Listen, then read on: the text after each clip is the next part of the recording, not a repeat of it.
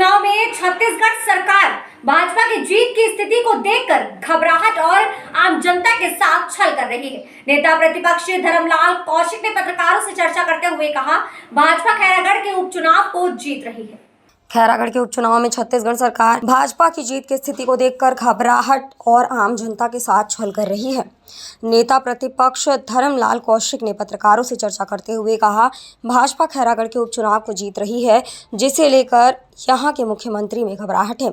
यही कारण स्वयं 5 से 6 दिन तक दौरा कर रहे हैं और अपने सारे मंत्रिमंडल के सदस्य, विधायक और पूरे प्रदेश भर के लोगों को बिठाए हुए हैं और जितना कर ले 3 साल में इनका विश्वसनीयता समाप्त हो चुकी है और वादा खिलाफी किया। इसकी सबक खैरागढ़ की जनता चुनाव में बीजेपी को जीता कर देगी। सरकार की झूठी वादा और नाकामी को लेकर बताया कि ओबीसी आरक्षण जानबूझकर नहीं किया और अध्यादेश जारी किया, लेकिन विधानसभा में पारित नहीं किया। इसी प्रकार 7000 आंगनवाड़ी कार्यकर्ता की नियुक्ति नहीं की, चाहे प्रोफेसर की नियुक्ति शिक्षित, बेरोजगार, रेडी टू ईट की महिला समूह से छीनकर ठेकेदारी में देना, 35 करोड़ रुपए का कर्मचारी भत्ता रोकना, आवास योजना, इसी प्रकार के मुद्दे की गिनाई, जिसे सरकार को झूठ बोलने में महारत हासिल किए हुए हैं। इसके साथ अपने कार्यकाल तक कौन सा कार्य किए उसकी जानकारी देते हुए साल हवारा में महाविद्यालय, खैरागढ़ नगर पालिका, ITI, कृषि विद्यालय, पॉलिटेक्निकल, उप तहसील की दर्जा देने जैसे अनेक कार्य किए हैं। यह सरकार तो 51,000 करोड़ रुपए कर्ज लेने के बाद भी विकास पीछे आ गया, साथ ही अर्थव्यवस्था चौपट हो गई और दावा करते हुए कहा, अपने घोषणा पत्र में किसी का अमल नहीं करेगा। न्यूज़ 77 के लिए खैरागढ़ से आदित्य सिंह परिहार की रिपोर्ट। जनता पार्टी किस मुद्दे को लेकर जनता के बीच में जा रही है? अभी तक 4 दिन प्रेस वार्ता अभी तक कोई ऐसी मुद्दे नहीं किया।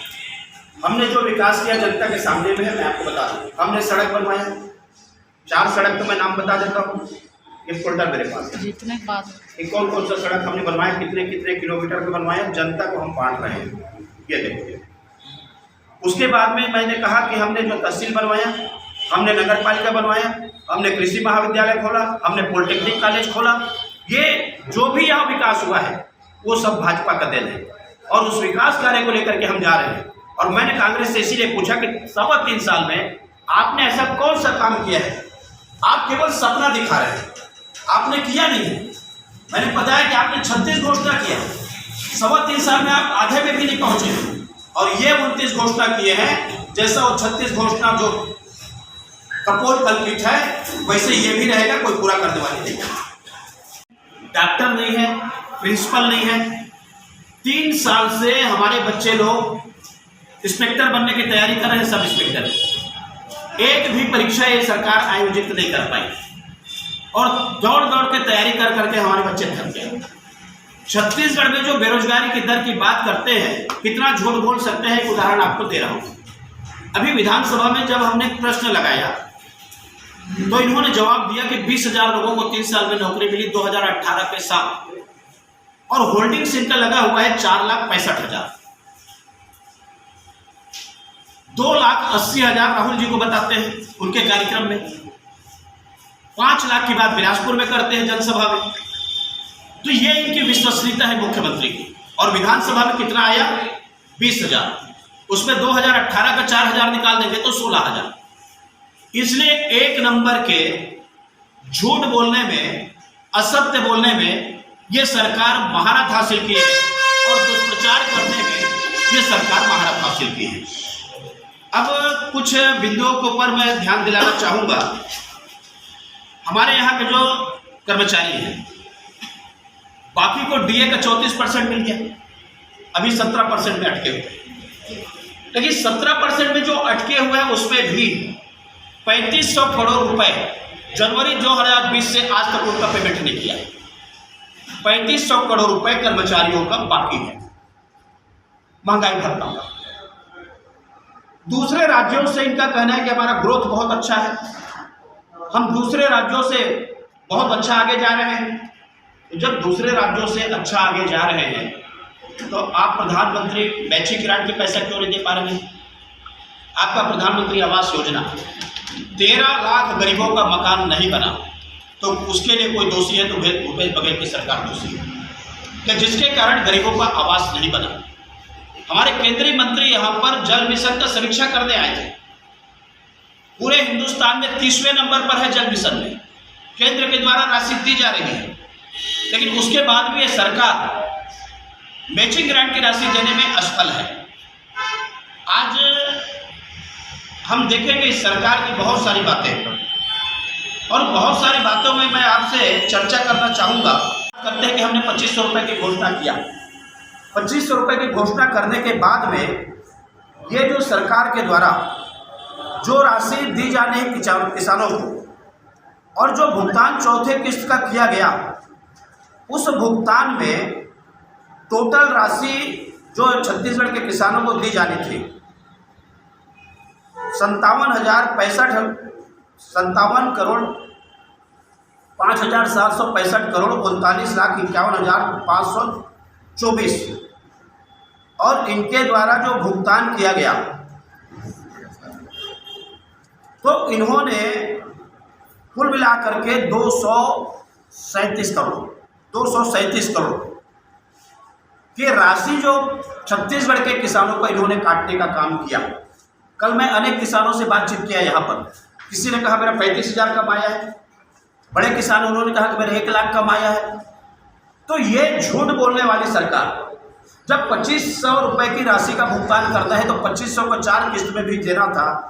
आखिरी किस्त में 237 करोड़ रुपए की राशि को उन्होंने कटौती किया, और इस प्रकार से किसानों को धोखा देने का काम इस सरकार के द्वारा दिया गया है। इसके साथ में इस प्रदेश में अभी 29 घोषणा पत्र इन्होंने जारी किया। 36 घोषणा पत्र इनके द्वारा कांग्रेस के सरकार बनने के पहले जारी किया गया था, और जारी किया गया था। आज 3.25 साल का समय निकल गया, लेकिन उसमें से 50% भी घोषणा पत्र को अमल में नहीं लाया है। 29 जो घोषणा पत्र जारी किया गया है, मैं दावे के साथ में कह सकता हूं कि कांग्रेस सरकार उसको अमल नहीं करेगी। 2021 में 4 जिले का निर्माण इन्होंने स्वीकृति दी, और स्वीकृति देने के बाद में आप उसका एक मनेन्द्रगढ़ का है, एक शक्ति का है, एक आपका सारंगगढ़ का है, और आपके ही जिले का मानपुर मोहला का है। 2021 में 4 जिले का आपने स्वीकृति प्रदान किया। 2022 आपका आधा निकल गया, लेकिन वो 4 जिले में आप कलेक्टर बैठाने की स्थिति में आज भी नहीं है। राहुल गांधी ने बड़े जोर शोर से कहा कि छत्तीसगढ़ में हमारे फूड पार्क हर जिले में बन गए, और किसान जाते हैं फूड पार्क में। अभी राजनांदगांव में चले जाइए, बाकी की बात छोड़ दीजिए फूड पार्क देखने के लिए। तो मतलब झूठ बोलने की एक सीमा होती है, ये सरकार ने उसको भी पार कर दिया है। और जिस प्रकार से अनियमित कर्मचारियों को इन्होंने कहा कि हम नियमित करेंगे, आज मितानी धरना में बैठे हुए हैं, आपके बिजली कर्मचारी तनख्वाह में बैठे हुए हैं, उसके बाद में स्वास्थ्य विभाग के धरने में बैठे हुए हैं। चारों तरफ असंतोष, कहीं पर संतोष नहीं है। जिस प्रकार से ये सरकार चल रही है, ये सरकार ने, मैं ये कह सकता हूं कि छुरी खदान के जिन लोगों को प्रधानमंत्री आवास मिलता, ऐसे लोगों को इन्होंने वंचित किया है। खैरागढ़ की जनता इनको कभी माफ नहीं करेगी।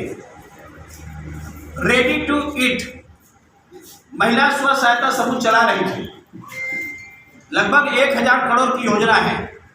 इस सरकार ने उसको बेच दिया। बीज निगम को केवल 26% का भागीदारी, 74% एक अरबपति जो ठेकेदार है उनको उन्होंने समर्पित कर दिया, और जो लगभग 16,000 महिलाएं जो यहाँ पर काम कर रही है, रोजगार तो ये दे नहीं सकती, और जो रोजगार पहले से कर रही है उनको भी रोजगार को छीनने का काम इस सरकार ने किया है। साथ ही हम देख रहे हैं कि लगातार ये सरकार कर्जा ले रही है। 51,000 करोड़ रुपए की कर्जा ले रही, और 51,000 करोड़ रुपए कर्जा लेने के बाद जो विकास यहाँ पर होनी चाहिए वो विकास से पीछे आ रहा है। इन्होंने नरवा गरुवा गुरुवाबारी की बहुत बात किया। 129 करोड़ रुपए अभी तक की खरीदी की है। टोटल उसके हितग्राहियों को मिलाएंगे तो 20 रुपए मिले हमको, 20 रुपए। ये सरकार बोलती है कि हमारा डीप प्रोजेक्ट है, लोग उससे मोटरसाइकिल मिल रहे, रोजगार मिल रहा है, मोटरसाइकिल चढ़ रहे हैं, 20 रुपए मिला, 20 रुपए टोटल को यदि हम लोग लगाएंगे तो तेंदुपत्ता का बोनस समाप्त हो गया। जब से सरकार आई है 3 साल में तेंदुपत्ता का बोनस नहीं मिला है। इन्होंने कहा कि पैरा किसान देंगे, और पैरा की जब बात आई तो 25 करोड़ रुपए का पैरा का ट्रांसपोर्टिंग की बात आई है। गांव में आपका गौठान है, गांव के किसान आपको पैरा दे रहे हैं, गौठान में पहुंचा के पैरा दे रहे हैं, आपने आदेश किया है, तो आखिर 25 करोड़ रुपए किस में चला गया? ये 25 करोड़ रुपए भ्रष्टाचार की भेंट चढ़ गई। आज महासमुंद जिले के एक परसवानी का घटना बताता हूँ। एक्टुआ में 24 टन धान की ढुलाई हो गई। एक्टुआ 24 टन धान उसमें ढुलाई कर दिए। मतलब कितने इनके भ्रष्टाचार की बात बताऊं मैं। छत्तीसगढ़ हमारा शांति का टापू आज अपराधगढ़ के रूप में बदल गया है। जो किशोर है ना, उनके अपराध में हिंदुस्तान में नंबर 1 में है, आत्महत्या में नंबर 2 में है, दुराचार के मामले में 6वां स्थान पर है।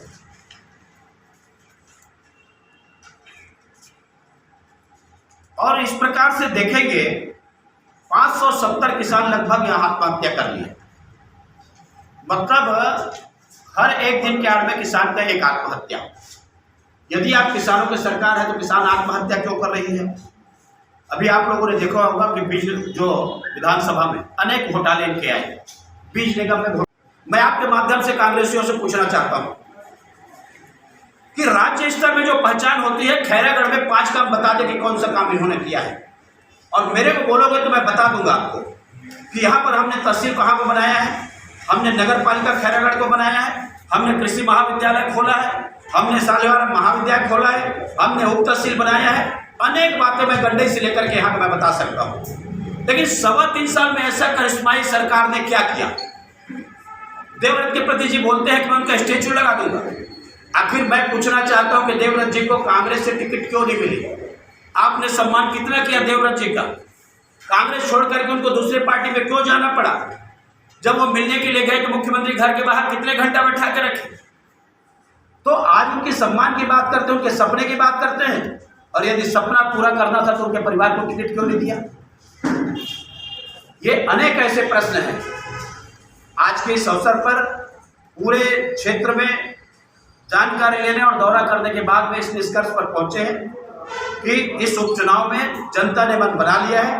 कार्यकर्ताओं में जो उत्साह है, ये चुनाव भारतीय जनता पार्टी जीत करके आएगी। आप सभी यहाँ उपस्थित हुए मित्रों, मैं आप सबको बहुत बहुत धन्यवाद।